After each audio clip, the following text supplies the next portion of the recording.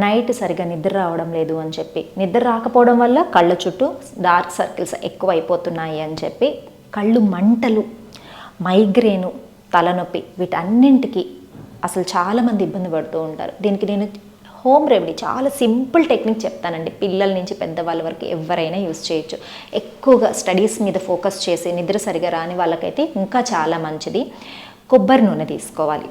ప్యూర్గా ఉన్న కొబ్బరి నూనె తీసుకొని ఇలా అరచేతిలో వేసుకొని బాగా రంగరించండి. బాగా గోరువెచ్చగా అవుతుంది. బాగా రంగరించిన తర్వాత ఇలా ఐస్ చుట్టూ చక్కగా మసాజ్ చేయండి. Clockwise then anti clock wise.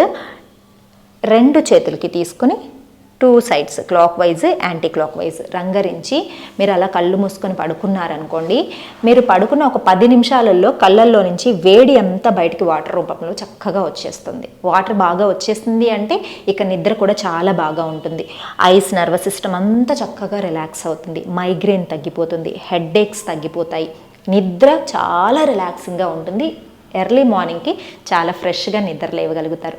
ఈ చిన్న టెక్నిక్ యూస్ చేసి పిల్లలు కూడా డార్క్ సర్కిల్స్ని తగ్గించుకోవచ్చు.